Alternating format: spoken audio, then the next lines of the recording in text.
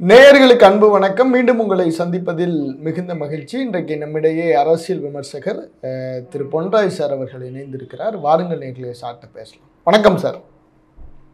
வணக்கம் Daniel. Sir, பிரதமருடைய சுதந்திர தின உரை பார்த்தீங்களா சார்? எப்படி இருந்துச்சு? அது கேட்க முடியாது, நம்மளுக்கு ஹிந்தி தெரியாது, அதனால கேட்கறது இல்லை. நார்மலா அவருடைய உரை ஏதாவது அதுக்கப்புறம் ஆங்கிலத்தில் மொழிபெயர்ப்பு செய்யப்பட்டு வரக்கூடிய நியூஸ் ஐட்டம் தான் இப்பதான் பார்த்தேன் நான். சார், கண்டிப்பா சார். அதுல அவர் மீண்டும் ஒரே நாடு ஒரே தேர்தலை பத்தி பேசுறார் சார். அது எப்படி சார் பாசிபிளா சார்? நடக்காதது எதுவோ அதைத்தான் அவர்கள் பேசுவார்கள். அது அவர் எதை பத்தி பேசுகிறாரோ, இந்த ஒரே நாடு என்ற தத்துவத்திற்கு சிறிதும் பொருந்தாத கொள்கைகளை கொண்டவர் தான் திரு மோடி அவர்கள். ஒரே நாள்ல தேர்தல் நடத்த முடியாத தேர்தல் ஆணையத்தை தனக்கு கீழ் வைத்துக் கொண்டு ஒரே நாடு ஒரே தேர்தல் என்று பேசுவது எந்த வகையில் நியாயம் என்று தெரியவில்லை. இது ஒரு டெமோக்ராட்டிக் ஃபெடரலிசம் என்ற தத்துவத்தோடு இயங்குகிறது இந்தியா. இதை கோர்சிவ் சென்ட்ரலிசம் என்ற தத்துவத்திற்கு மாற்றி அமைத்து இன்றைக்கு ஒரே நாடு ஒரே தேர்தலாக நடத்த வேண்டும் என்று ஆசைப்படுகிறார் திரு மோடி அவர்கள். அதாவது ஜனநாயக முறைப்படி ஒரு மாநிலங்களுக்கு அதிகாரம் மத்திய மாநில அரசுகள் இணைந்து உருவாக்கக்கூடிய ஒரு ஜனநாயக அமைப்பு முறையை மாற்றிவிட்டு அதிகாரப்படுத்தப்பட்ட சர்வாதிகாரப்படுத்தப்பட்ட அதாவது மையப்படுத்தப்பட்ட சர்வாதிகாரம், அதாவது கோர்சிவ் சென்ட்ரலிசம் என்ற நிலைமைக்கு இந்தியாவை இட்டு செல்ல வேண்டும் என்பது மோடி அவர்களது பிஜேபியினுடைய தீராத ஆசை. அந்த ஆசையின் வெளிப்பாடுதான் இந்த ஒரே நாடு ஒரே தேர்தல் என்ற செயல்பாட்டு நடைமுறைக்கு ஒவ்வாத ஒரு கருத்தை மக்கள் மத்தியிலே முன்னாள் குடியரசுத் தலைவரை வைத்து திணிக்கக்கூடிய ஒரு செயலை செய்து கொண்டிருக்கிறார் திரு மோடி அவர்கள். அந்த ஆசையை இந்த சுதந்திர தினத்தன்று 78வது சுதந்திர தினத்தன்று செங்கோட்டை கொத்தளத்திலே கொடியேற்றி வைத்து விட்டு வழக்கம் போல இவர் அவரது ஆசையை தெரிவித்திருக்கிறார். ஒரு பல்வேறு மொழிவழி தேசிய இனங்களை கொண்ட மாநிலங்களை கொண்ட ஒரு நாட்டை ஒரே நாடு ஒரே தேர்தல் என்று சொன்னால், இப்ப ஒரே நாடு ஒரே தேர்தல் அடுத்த மாதம் அனௌன்ஸ் பண்ணிட்டா இவர் ஆட்சியை இழந்து விடுவாரா? இப்ப இந்த ஆட்சியை இப்பதானே தேர்தல் நடந்துச்சு, 2024 தேர்தல் நடந்துச்சு. இந்த ஆட்சியை இழப்பதற்கு ஒரு தயாரா? சென்ட்ரல்ல மத்தியிலையும் மாநிலத்திலையும் இழப்பதற்கு ஒரு தயாரா? அதாவது ஜனநாயகத்திற்கு விரோதமான எந்த ஒரு செயலும் இந்த நாட்டிற்கு ஒவ்வாத ஒரு செயலாகத்தான் இருக்கும். இந்த நாட்டிற்கு அது சர்வாதிகாரத்திற்கு தான் இட்டு செல்லும். சர்வாதிகாரத்திற்கு ஒரு நாடை இட்டு சென்றால் நாம் பார்த்தது போல அது அழிவுக்குத்தான் அந்த நாட்டை வழிநடத்தி செல்லும். சார், இப்ப இவங்க ஒரே நாடு ஒரே தேர்தல் நடத்தி என்ன செய்ய போறாங்க சார்? ஏன் திரும்ப திரும்ப திரும்ப சொல்லிக்கிட்டே இருக்காங்க சார்? ஏன்னா பிரதமர் வேலையை பார்ப்பதை விட இவர் பிரச்சாரம் பண்ணுவதில் தான் இவரது கடந்த 10 ஆண்டுகள் கழிந்திருக்கிறது. எனவே அவருக்கு இருக்க பிரச்சனைக்கு ஒரே நாடு ஒரு வட்டம் தேர்தல் நடத்திட்டா நிம்மதியா நம்ம அதானி அம்பானிகளுக்கு தொடர்ந்து உழைக்கலாம் அல்லவா என்ற ஒரு நோக்கத்தில் கூட இருக்கலாம். அதுக்காக அவர் சொல்லியிருக்கலாம். வெளியே அவரது வேலை இன்னமும் குறைக்க வேண்டும் என்பதற்காக அவர் அந்த வாதத்தை வைக்கலாம் என்று நினைக்கிறேன். எது ஒரே நாடு ஒரே தேர்தல் எப்படிங்க சாத்தியமாகும்? நீங்க ஜனநாயகத்தினுடைய வழிமுறை எங்க இருக்கு? இப்ப மாநிலத்துல தேர்தல் நடக்குது, நாளைக்கு ஆட்சி இழுபறியில போகுது. இப்ப 240 இடத்துல இவங்க ஜெயிச்சிருக்காங்க, இவங்களுக்கு அறுதி பெரும்பான்மை கிடையாது. கூட்டணி கட்சியினுடைய பலத்திலோட இவர் ஆட்சியை நடத்த வேண்டிய நிலையில் இருக்கிறார் இந்த பிரதமர். அந்த நிலையில நாளைக்கு ஏதோ ஒரு அரசியல் முடிவு நிதிஷ்குமாரையும் சந்திரபாபு நாயுடு அவர்களையும் 2 பேரையும் வாபஸ் வாங்க வைத்து விட்டால் இந்த ஆட்சி கவிழும். அப்பொழுது காங்கிரஸ் தலைமையிலான இந்தியா கூட்டணி, இந்தியா அலையன்ஸ் நாங்க ஆட்சி அமைக்க முடியாது என்று சொல்லிவிட்டால் இந்த இந்த யார் ஆட்சி அமைப்பது? அப்ப மக்களை நாங்கள் சந்திக்கிறோம் என்று சொல்லிவிட்டார்கள் என்று சொன்னால் அப்ப என்ன நடக்கும்? இது மாதிரியான சூழல் ஒவ்வொரு மாநிலத்திலும் ஏற்பட்டால் வரக்கூடிய காலகட்டங்கள் கூட்டணி ஆட்சிக்கு வழிவகுக்கக்கூடிய காலகட்டங்கள். மத்தியில் கூட்டாட்சி, மாநிலத்தில் சுயாட்சி என்ற நிலையெல்லாம் போய் மத்தியிலும் கூட்டாட்சி, மாநிலத்திலும் கூட்டாட்சி என்ற நிலைக்கு இந்த நாடு தள்ளப்பட்டு கொண்டிருக்கிறது, நாடு சென்று கொண்டிருக்கிறது. ஏனென்று சொன்னால் எங்கு பார்த்தாலும் செக்டேரியன் வியூஸ் அதிகமாகிறது. ஒரு கட்சி என்ற நிலை மாறி, ஒரு தலைவர் என்ற நிலை மாறி இன்றைக்கு பல்வேறு கட்சிகள் இன்றைக்கு உருவாகி கொண்டிருக்கிறது. ஜாதியால் ஒரு கட்சி, மதத்தால் ஒரு கட்சி, இனத்தால் ஒரு கட்சி, பல்வேறு கொள்கைகளை கொண்ட கட்சிகள் இன்றைக்கு தோன்றிக் கொண்டிருக்கும் பொழுது, அந்தந்த கட்சிகளுக்கு அந்தந்த குரூப்பினிடம் அந்த செக்டிடம் அந்த மதிப்பு ஏற்படும் பொழுது, ஒரு தலைவர் மீது, ஒரு கட்சியின் மீது, ஒரு கொள்கை மீது நம்பிக்கை குறையும் பொழுது இங்கு ஒரு தனித்த கட்சி ஆட்சியை பிடிப்பது என்பது கடினம். இது மத்தியில் மட்டுமல்ல, இது மாநிலத்திலுமே இது உண்மை என்ற நிலை ஏற்பட்டு கொண்டிருக்கிறது. ஒவ்வொரு மாநிலத்திலும் இது நடக்கிறது. அப்படிப்பட்ட நிலையில் ஜனநாயகத்தை மீறி அந்த சூழல் வரும் பொழுது மக்கள் தேர்தலுக்கு முன்பாக ஒரு கூட்டணி, தேர்தலுக்கு பின்பாக ஒரு கூட்டணி என்ற நிலையெல்லாம் ஏற்பட்டால் இங்கு மக்களது நிலை எவ்வாறு இருக்கும் சொல்லுங்க பார்ப்போம். அப்ப ஜனநாயகத்தினுடைய விளிமியங்கள் பாதுகாக்கப்பட வேண்டும் என்று சொன்னால் மாநிலங்களுக்கு அப்ப நீங்க பஞ்சாயத்து வரைக்கும் ஒரே தேர்தல் வச்சிருவீங்களா? பஞ்சாயத்து வரைக்கும் அது கிடையாது இல்ல. பஞ்சாயத்து வரைக்கும் ஒரே தேர்தல் உண்டா? இந்த ஒரே தேர்தல் வைப்பதால் என்ன நன்மை? எக்ஸப்ட் நீங்க சேமிக்க போறீங்கன்னு சொல்றீங்க. என்னத்தை சேமிக்க போறீங்க? இந்திய பொருளாதாரத்தை சேமிக்க போறீங்களா? 60,000 கோடி செலவு ஒரு பாராளுமன்ற தேர்தலை நடத்தி முடிப்பதற்கு. இந்த இருக்கக்கூடிய எலெக்ஷன் கமிஷன் எலக்ட்ரானிக் ஓட்டிங் மிஷினை வைத்துக் கொண்டு இந்த தேர்தலை 8 ஃபேஸ்ல நடத்தி, அதுவும் ஆளுங்கட்சிக்கு சாதகமாக அந்த 8 ஃபேஸ் அனௌன்ஸ் பண்ணி, அந்த 8 ஃபேஸ்லயும் நடத்திய ஒரு அவலமான ஒரு நிலைக்கு தேர்தல் கமிஷன் தள்ளப்பட்டு விட்ட போது, தேர்தல் கமிஷன் ஆளுகின்ற ஆட்சிக்கு அடிமையாகி விட்ட நிலையில் இவர்கள் ஒரே நாடு ஒரே தேர்தல் என்று பேசுவது உண்மையிலேயே ஒரு சர்வதேச கேலி கூத்துதான் என்றுதான் நம்ம பார்க்கணும். ஏன்னா நடக்காத ஒன்றை நடப்பதாக இவர்கள் நடத்துவோம் என்று நினைத்து கொண்டு இவர்கள் பேசுகிறார்கள். எனவே இது ஜனநாயகத்திற்கு விரோதமானது. ஒவ்வொரு மாநில மக்களது எண்ணங்களுக்கு, ஜனநாயக உணர்வுகளுக்கு இது இந்த ஒரே நாடு ஒரே தேர்தல் என்பது ஆப்படிக்கும். அது மட்டுமல்லாமல் இது சர்வாதிகாரத்திற்கு விட்டு செல்லும். ஒரே நாடு ஒரே தேர்தல் என்றால் ஒரே நாடு ஒரே தலைவன், ஒரே பிரைம் மினிஸ்டர், இல்ல ஒரே நாடு ஒரே பிரசிடென்ட் கிடையாது, ஒருத்தர் கிடையாது என்ற நிலைமைக்கு இவர் இந்த நாட்டை இட்டு சென்றால் இது சர்வாதிகாரத்திற்கு தான் வழிவகுக்குமே ஒழிய அதிபர் மாதிரி வரலாம்னு நினைக்கிறாரோ? ஆமா, அதாவது இவர் என்னன்னா எந்த நாட்டுக்கு போனாலும் பல்வேறு நாடுகளுக்கு போயிருக்காரு. அமெரிக்கா ஒரு 200 ஆண்டுகளுக்கு முற்பட்ட ஒரு பழமையான ஒரு ஜனநாயக நாடு.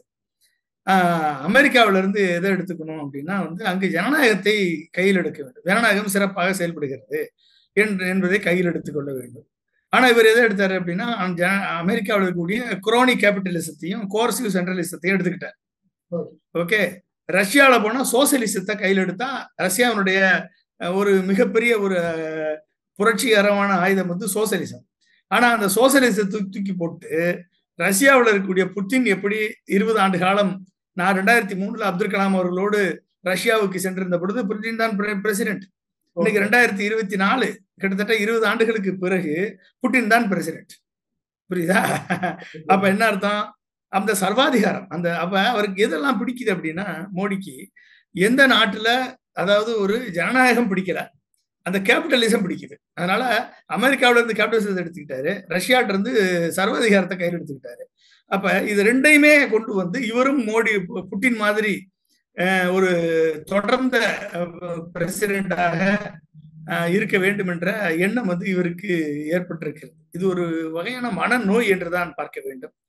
அப்படிப்பட்ட ஒரு மனநோய்க்கு ஆளாயிருக்கிறார் என்றுதான் நாம் கருத வேண்டி இருக்கிறது. இது இந்தியா என்பது ஒரு ஜனநாயக நாடு. இந்தியா என்பது ஒரு பல்வேறு மொழிவழி தேசிய இனங்களை கொண்ட ஒரு union of states. India is a union of state. Indian government is a union government of India. Union minister என்றுதான் சொல்லுவார்கள். எனவே இது ஒன்றிய அரசு தானே ஒழிய இது இந்திய பேரரசு என்று சொன்னால் மக்களாட்சி முறையை மாற்றிவிட்டு இந்திய பேரரசு என்று சொல்லிக்கொண்டு மன்னராட்சிக்கு முடிசூட நரேந்திர மோடி துடித்துக் கொண்டிருக்கிறார். அவர் இந்த 3வது காலகட்டத்தில் கூட அதை செய்து முடித்து விட்டால் தொடர்ந்து நம்மளே பிரசிடென்டாக மாறிவிடலாம் என்ற எண்ணம் கூட அவருக்கு ஏற்பட்டிருக்கலாம். இப்படிப்பட்ட ஒரு மனநோய்க்கு நம்ம மருந்து நம்ம கொடுக்க முடியாது. அது ஜனநாயகம் தான் அந்த மருந்தை, அந்த நோயை குணப்படுத்த வேண்டும். சார் மீண்டும் செக்குலர் சிவில் சட்டம் பற்றி பேசியிருக்கிறார் சார். செக்குலர் சிவில் சட்டத்தை நாங்கள் திரும்பவும் பரிசீலிப்போம் அப்படின்னு சொல்கிறாரு. அதாவது ஒரு மைனாரிட்டியில் இருக்கிற ஒரு கவர்மெண்ட்டை வச்சுக்கிட்டு, கூட்டணி கட்சிகளை வச்சுக்கிட்டு இந்த மாதிரியான முடிவுகளை தொடர்ந்து இந்த சிறுபான்மையினருக்கு எதிரான போக்கை எப்படி சார் நிதிஷும் சந்திரபாபு நாயுடு ஆதரிப்பாங்க? அதாவது நான் யூனிஃபார்ம் சிவில் கோடு தான் கேள்விப்பட்டிருக்கேன். அது என்ன செக்யூலர் கோடு? அதை மாற்றி இப்போ செக்குலர் சிவில் கோட்னு அறிவிச்சிருக்காரு சார். பேர் மாற்றம் சார். அதாவது இது வந்து இந்த ஈவென்ட் மேனேஜ்மெண்ட் கம்பெனியா மாறி போச்சு. அதாவது பேர் மாற்றும் கம்பெனியா மாறி போயிட்ட இந்த மோடி. ஒரு எதற்கு எல்லாத்துக்கும் பேரை மாத்துறது, உள்ள சப்ஸ்டன்ஸ் ஒன்றும் கிடையாது. பேரை மாத்திட்டு அதுக்கு சமஸ்கிருதத்துல பேரை வச்சுக்கிட்டு இப்படிதான் பண்ணிட்டு இருக்காரு. யூனிஃபார்ம் சிவில் கோடுன்னு சொன்னா மக்கள் ஏற்றுக்கொள்ள மாட்டார்கள். அதனால செக்யூலர் மதச்சார்பற்ற ஒரு கோடை கொண்டு வர வேண்டும் என்று இவர் சொல்கிறார் என்று சொன்னால் எல்லாரும் ஏற்றுக்கொள்வார்கள் என்று கனவு கண்டு கொண்டிருக்கிறார் பிரதமர் அவர்கள். என்ன பண்றது, அவருக்கு திருந்துவார் என்று பார்த்தால் இன்னும் அவர் திருந்துவதாக தெரியவில்லை. யூனிஃபார்ம் சிவில் கோடு வந்து ஒரு கண்டென்சியஸ் இஷ்யூ. கிட்டத்தட்ட வந்து அது என்ன, production of religious and cultural identity, அதுதான் வந்து ஃபர்ஸ்ட். அப்ப டைவர்ஸ் ரிலிஜியஸ் பிராக்டிஸ் வந்து இந்தியாவில் இருக்கு. பல்வேறு மதங்கள் இருக்கிறது. இப்ப பல்வேறு மதங்களுக்கும் ஒவ்வொரு மதத்திற்கும் மல்டி ரிலிஜியஸ் சொசைட்டில ஒவ்வொரு மதத்திற்கும் ஒவ்வொரு டிஸ்டிங்க்ட் பர்சனல் லாஸ் இருக்கு. அப்ப இது வந்து கிரிமினல் லா கிடையாது. கிரிமினல் லா அனைவருக்கும் பொதுவானது. சிவில் லா வந்து அதாவது இன்னைக்கு எத்தனை கம்யூனிட்டி இருக்கு? ஹிந்துக்கு ஒரு லா இருக்கு, முஸ்லீமுக்கு லா இருக்கு, கிறிஸ்டியன் லா இருக்கு, பார்சிஸுக்கு ஒரு லா இருக்கு. இப்படி பல்வேறு லாக்களால் சட்டங்களால் ரிலிஜியஸ் டாக்மாஸ். அப்ப ரிலிஜியஸ் டாக்மாஸ் வந்து இந்த கல்ச்சரல் ஐடென்டிட்டியை, ரிலிஜியஸ் ஐடென்டிட்டியை அவர்களுக்கு பாதுகாக்கக்கூடிய வகையில தான் அந்த லாக்கள்லாம் உருவாக்கப்பட்டிருக்கிறது. அப்ப பல்வேறு மதங்களை இனங்களை கொண்ட நாட்டில், பல்வேறு மொழிவழி தேசிய இனங்களை கொண்ட நாட்டில் கல்ச்சர் வேற, கலாச்சாரம் வேற, பண்பாடு வேற, அவர்களது நாகரீகம் வேற. அப்ப இத்தனை நாகரீகம் ஒன்று சேர்ந்துதான் இந்தியா. ஒரே இந்தியா அப்படின்னா என்ன அர்த்தம்? ஒரே இந்தியா என்றால் இது யூனியன் ஆஃப் ஸ்டேட்ஸ் தானே இந்தியா. அப்ப இத்தனை நாகரீகங்கள் ஒன்று சேர்ந்து ஒவ்வொன்றுக்கும் ஒரு லா இருக்கு. இது எல்லாமே என்னது? இதெல்லாம் பெர்சனல் லாஸ், அவங்களுடைய தனிப்பட்ட சட்டங்கள். அந்த தனிப்பட்ட சட்டங்கள் வந்து இதை வந்து இந்த யூனிஃபார்ம் சிவில் கோடு இப்ப சொல்றாரு செக்யூலர் கோடு என்று மாற்றி இருக்கிறார். எனவே இப்படி மாற்றப்பட்ட பெயர் வைக்கும் பிரதமர் என்று இவர் பெயரை நம்ம மாற்றி விடலாம். அப்ப மாத்தினா இவர் ஒத்துக்கு வரான்னு தெரியல. அதாவது அந்த ரிலீஜியஸ் அட்டானமி. அப்ப ரிலிஜியஸ் லீடர்ஸ் வந்து எதுக்கு ரிலிஜியஸ் அட்டானமி? ஒவ்வொருத்தருடைய மதங்களில் அடுத்தவர்கள் தலையிடக்கூடாது என்பதற்குத்தான் இந்த ரிலிஜியஸ் அட்டானமி கொடுத்திருக்காங்க. அப்ப யாருக்கு பிடித்த மதத்தை, ஒரு மதம் ஒருவருக்கு பிடிக்கும் என்றால் அந்த மதத்தை அவர்கள் வழிபடுவதிலோ, அந்த மதத்தின்படி நடப்பதிலோ, அந்த மதத்தின்படி இறைவனை வணங்குவதிலோ, அந்த மதத்தின் பிரகாரம் அவர்கள் தங்களது வாழ்க்கை முறையை நிர்ணயித்துக் கொள்வதிலோ எந்த விதமான தடையும் யாருக்கும் இந்தியாவில் இல்லை. அதனால்தான் செக்யூலர் ஸ்டேட் என்று சொல்லப்படுகிறது. அப்ப இது எதனால் வருது? அவங்களுடைய ஃபெய்த், அவங்களுடைய நம்பிக்கையை சார்ந்தது. அப்ப ஒவ்வொருத்தருடைய தனிப்பட்ட நம்பிக்கையை எடுத்துவிட்டு ஒரு யூனிஃபார்ம் சிவில் கோடை வந்து அவங்க மேல திணிப்பது என்பது இது ஃபெனாட்டிசம். அப்ப அந்த ஃபெனாட்டிசத்துக்கும் நீங்க வந்து ஃப்ராட்டர்னிட்டிக்கும் வித்தியாசம் இருக்கா இல்லையா? இப்ப சகோதரத்துவம் என்று நமது கான்ஸ்டிடியூஷன்ல உருவாக்கப்பட்டிருக்கிறது. அப்ப சகோதரத்துவத்துக்கும் ஃபெனாட்டிசத்துக்கும் கம்ப்ளீட் டிஃபரன்ஸ். அப்ப அவங்களை மதித்து தங்கள் பக்கத்தில் இருப்பவர்களை சகோதரனாக பாவித்து, அவர்களது உணர்வுகளை மதித்து, அவர்களது எண்ணங்களை மதித்து, அவர்களது ரிலிஜியஸ் பிராக்டிஸை மதித்து கொண்டு வருவது ஃப்ராட்டர்னிட்டி.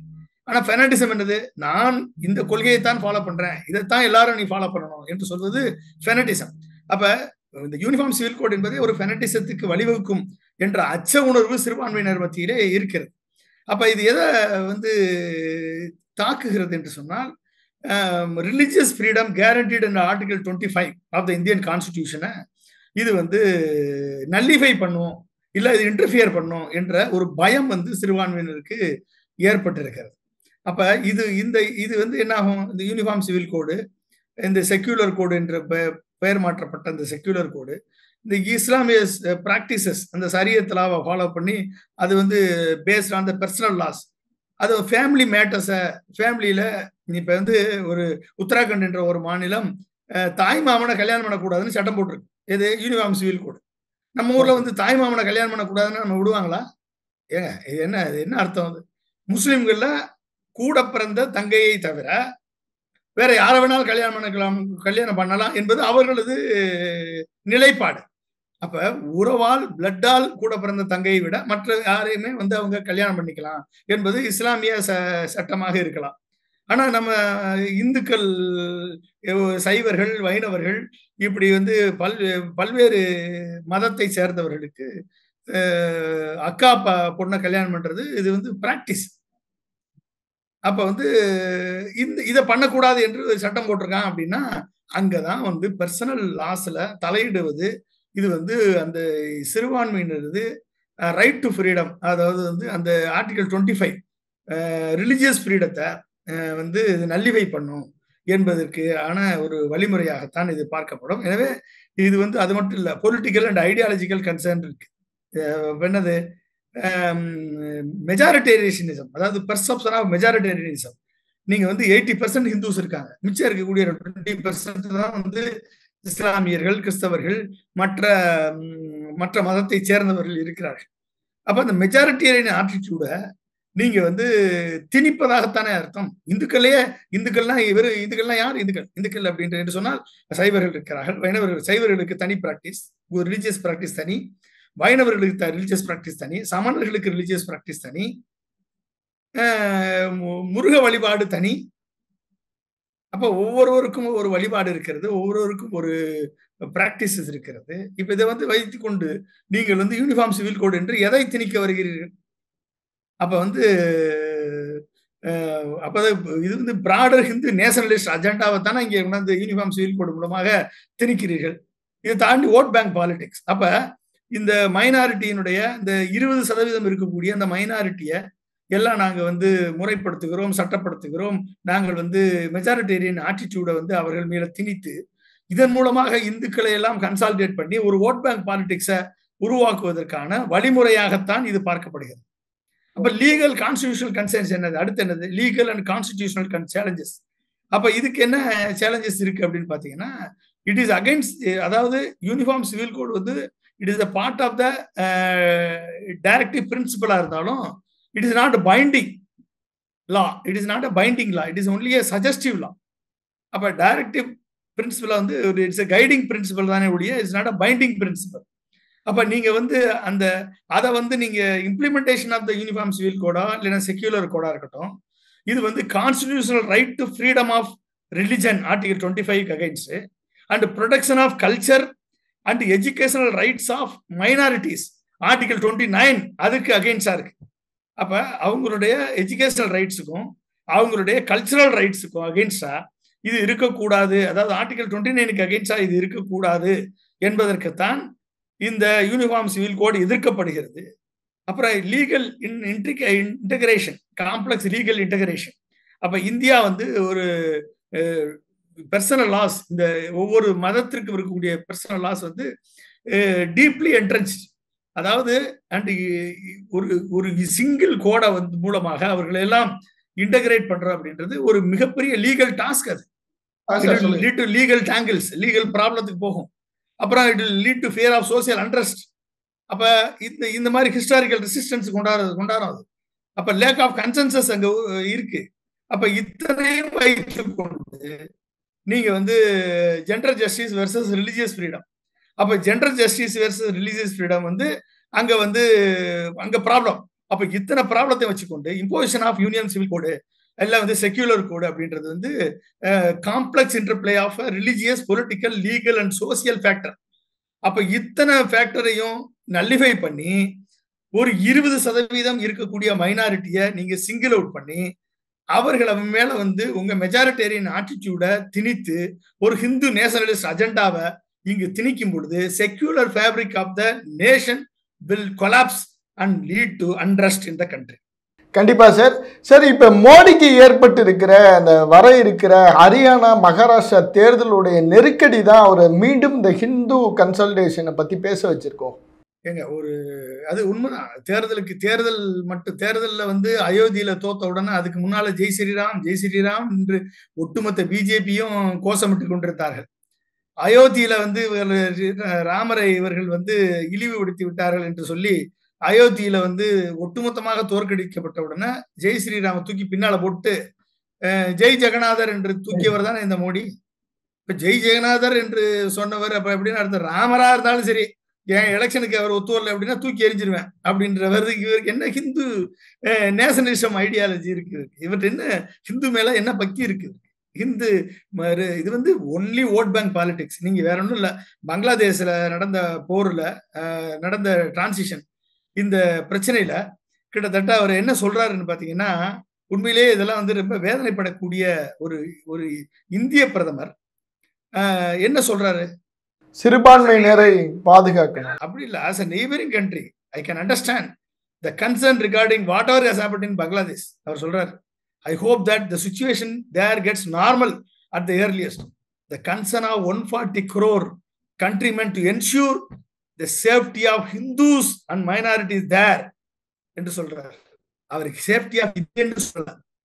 இந்தியன்னு சொல்லியிருந்தா அவர் Indian prime minister. Safety of இந்துஸ்னு சொன்னா நீங்க வந்து வெளிநாட்டுல வாழக்கூடிய அத்தனை பேரையும் இந்துவா மட்டும்தான் நீங்க பாக்குறீங்களே ஒழிய அங்க இந்தியனா நீ பார்க்கல. இந்தியனுக்கு அங்க ஒரு பிரச்சனை என்றால் இந்தியா வந்து தலையிட தயங்காது என்று சொல்லியிருந்தால் நீங்கள் உண்மையிலேயே இந்திய பிரைம் மினிஸ்டர் என்று மக்கள் ஏற்றுக்கொள்வார்கள். நீங்க ஹிந்துஸ்னு சொல்லும் போதே உங்களுடைய மத வன்மம் அங்கு தெரிகிறது, மத அரசியல் அங்கு தெரிகிறது. அப்ப நீங்க எந்த அளவிற்கு நீங்க வந்து மதத்தில் ஊறி கிடக்கிறீர்கள், மதத்தை உங்கள் அரசியலுக்காக பயன்படுத்தீர்கள் என்பது இந்த சுதந்திர தின விழாவில் 78வது சுதந்திர தின விழாவில் கோட்டை கொத்தளத்தில் ஏறிக்கொண்டு ஒரு இந்திய பிரதமர் பேசுகிறார் என்றால் இவர் இந்திய பிரதமரா இல்ல இந்துக்களுக்கான பிரதமரா சொல்லுங்க பாப்போம். அப்ப எந்த அளவிற்கு இவர்களுக்கு மத வெறி தலையில் ஏறி ஆடிக்கொண்டிருக்கிறது என்பதை இவர் சுதந்திர தின உரையிலேயே நம்ம பார்க்கலாம். அதனுடைய வெளிப்பாடு தான் இவர் பேசிய எந்த சுதந்திர தின உரையில் இவர் சொன்ன அத்தனை திட்டங்களுமே மெகா இன்ஃப்ராஸ்ட்ரக்சர், விக்சித் பாரத், இது எல்லாமே வந்து 100 கோடி 110 கோடி 125 கோடி இப்படி வரிசையா அனௌன்ஸ் பண்ண எதுவுமே வரல. இவர் கடந்த 10 ஆண்டுகள்ல இன்ஃப்ராஸ்ட்ரக்சர் டெவலப்மெண்ட்டுக்கு யூஸ் பண்ண பணம் 20 லட்சம் கோடி தான். இவர் வாங்கின கடன் மட்டும் 125 லட்சம் கோடி. ஆனா இந்திய மக்கள் மீது ஜிஎஸ்டி மூலமாக வருடந்தோறும் இவர் வசூலிக்கக்கூடிய தொகை கிட்டத்தட்ட 12 லட்சத்துல இருந்து 20 லட்சம் வரைக்கும் வந்திருக்கு. ஆனா ஒட்டுமொத்த இந்தியாவில் இவர் உருவாக்கிய இன்ஃப்ராஸ்ட்ரக்சர் 20 லட்சம் கோடி. இந்த இவர் கிரியேட் பண்ண அத்தனை இன்ஃப்ராஸ்ட்ரக்சரும் நம்ம கண்ணு முன்பாக பாலம் சரிந்து விழுகிறது, பார்லிமெண்ட் ஒழுகுகிறது, ராமர் கோயில் ஒழுகுகிறது, பாலம் விழுகுது, ரோடு பல்லளிச்சு கிடக்குது, சுரங்க பாதைக்கு முன்னால பெரிய பள்ளம் ஏற்படுது, எத்தனை பாலங்கள் கீழே விழுந்து நொறுங்கி உடைந்திருக்கிறது. அப்ப இந்த 20 லட்சம் கோடியை செலவழிச்சு இன்ஃப்ராஸ்ட்ரக்சரை நான் உருவாக்கி இருக்கேன்னு சொல்வது எந்த அளவிற்கு ஒரு ஏர்போர்ட் சரிந்து விழுந்து எத்தனையோ பேர் உயிரிழந்திருக்கிறார்கள். இப்படி பாத்தீங்கன்னா இவர் கிரியேட் பண்ண எந்த இன்ஃப்ராஸ்ட்ரக்சர் உருப்படி கிடையாது. அதனால இவர் சொல்லக்கூடிய அந்த வரிசையாக அந்த சுதந்திர தின உரையில் இவர் சொல்வது எதுவுமே இதுவரை நடந்ததில்லை. இவர் சொன்ன எதுவும் நடக்க போவதும் இல்லை. கிட்டத்தட்ட 75,000 பேருக்கு மெடிக்கல் சீட்டு கொடுக்குறேன்னு சொல்லி கிரியேட் பண்ண போறேன், 25,000 பேர் வெளிநாடுல போய் படிக்கிறாங்கன்னு சொல்றாங்க. இதுக்கு காரணமே நீங்க தானே. இந்த 25,000 பேர் வெளிநாட்டுல போய் படிக்கிறான்னா அதுக்கு காரணமே யாரு? நீ கொண்டு வந்த நீட் என்ற ஒரு தேர்வு முறை, ஒரு போகஸான ஒரு சீட்டிங் முறையான தேர்வு முறை தானே இந்த நீட் என்ற தேர்வு. அப்ப +2 வரைக்கும் படித்த பள்ளிகளினால் எந்த விதமான படித்த படிப்புக்கு எந்த மதிப்பும் கிடையாது. இத்தனை லட்சம் கோடி கல்விக்கு ஒதுக்கீடு செய்து ஒரு பள்ளியை உருவாக்கி அந்த பள்ளிக்கு மூலமாக படித்து வரக்கூடிய மாணவனுக்கு எந்த விதமும் கிடையாது. நீ சிபிஎஸ்இ தேர்வு முறை சென்ட்ரல் கவர்மெண்ட் இன்ஸ்டிடியூஷன்ல ஒர்க் பண்ணக்கூடிய சென்ட்ரல் கவர்மெண்ட் எம்ப்ளாயிஸுக்கு தான் சிபிஎஸ்இ முறையை கொண்டு வந்தார்கள். அதை வந்து மாநில போர்டுல ஸ்டேட் போர்டுல படிக்கிற மாணவர்களுக்கும் நீட்டை கொண்டு வந்து திணிச்சு நீங்க நீட்டின் மூலமாக மார்க் 120 மார்க் எடுத்தவன் இன்னைக்கு மெடிக்கல் காலேஜ் சீட்டு 1.5 கோடி இருந்தா 125 மார்க் எடுத்தவன் உள்ள போயிடலாம். பிசிக்ஸ்ல 0 மார்க் எடுத்தவன் ஃபெயில் ஆனவன் நீட்ல 720 மார்க் எடுக்கிறான். எப்படிங்க? எப்படி? அப்ப கெமிஸ்ட்ரியில பாஸ் பண்ண முடியாதவன் நீட்ல 700 மார்க் எடுக்கிறான். அப்ப எந்த அளவிற்கு நீட் என்பது மக்கள் மீது நடத்தப்பட்ட ஒரு ஃப்ராடு. அந்த ஃப்ராடு தேர்வை கொண்டு வந்து மாணவிகள் டாக்டராக வேண்டும் என்ற கண்ட கனவை ஒண்ணுமில்லாமல் நீர்த்து போக செய்துவிட்டு இன்றைக்கு 75,000 சீட்டு நாங்க உருவாக்குறோம். அதுல சொல்லும் போது என்ன சொல்றாரு தெரியுமா? Lakhs and crores of rupees spend. அங்கேயுமே பணம் தான் அவருக்கு முக்கியமா தெரியும். அந்த பணம் எல்லாம் எப்படி வெளிநாட்டுக்கு போகலாம்? ஏன்னா வெளிநாட்டுல 20 லட்சம் இருந்தா படிச்சிடலாம், கூட போக்குவரத்து செலவு இருந்தா படிச்சிடலாம். இந்தியாவில் 1.5 கோடி இருந்தா தான் படிக்க முடியும் என்ற நிலையை, ஒரு தரம் கெட்ட நிலையை ஏற்படுத்தி விட்டு வெளிநாட்டுல 20 லட்சம் இருந்தா பிலிப்பைன்ஸ்ல போய் படிச்சு வந்துடலாம், ஒரு 30 லட்சம் இருந்தா ரஷ்யால போய் படிச்சிடலாம். ஆனா அங்க படிச்சு வரக்கூடிய அத்தனை பேருக்கு எஃப்எம்ஜின்னு ஒரு எக்ஸாம் வச்சு அவனை பாஸ் பண்ணவே விடாம கேள்வி கேட்டு அவனையும் அங்கேயும் வந்து ஊழல் பண்ணி, அப்ப இத்தனைக்கும் காரணமாக இருப்பது உங்கள் கொள்கை தானே, உங்களது அரசு தானே. அப்ப எந்த அளவிற்கு இவர்கள் வந்து ஒரு ஹிப்போக்ரட்டா இருக்காங்க என்பதை இவரது ஸ்பீச்ல இருந்தே நம்ம வந்து புரிந்து கொள்ளலாம். அப்ப இது எல்லாமே வந்து ஒரு மிகப்பெரிய நாடகத்தை இவர் நடத்தி கொண்டிருக்கிறார். இதன் மூலமாகத்தான் இவர் வந்து அதை வந்து கிட்டத்தட்ட 1.5 மணி நேரம் பேசியிருக்கான்னு சொல்றாங்க. ஆமா ஆமா சார். அதாவது பார்லிமெண்ட்ல ஒரு எதிர்கட்சிகளுடைய கேள்விகளுக்கு பதிலளிக்காத பிரதமர், ஒரு பிரஸ் பீப்புளை மீட் பண்ணாத ஒரு பிரதமர், கோட்டை கூட்டத்துல 2 பிராம்ப்டரை வச்சுக்கிட்டு இங்கிட்டு திரும்பி பார்த்து பேசுறதுல அதுல சப்ஸ்டன்ஸும் கிடையாது, அதுல ஒரு அர்த்தமும் கிடையாது, அதுல வந்து ஒரு உண்மையும் கிடையாது, ஒரு நேர்மையும் கிடையாது, எதுவுமே இல்லை. ஏதோ அதாவது வெறும் பேச்சு, வெட்டி பேச்சுக்கு இந்திய மக்கள் மதிப்பளிப்பதில்லை. சார், உங்களுடைய இந்த நேரத்திற்கும் இந்த வாய்ப்பிற்கும் நெஞ்சார்ந்த நன்றிகள் சார். நன்றி, வணக்கம்.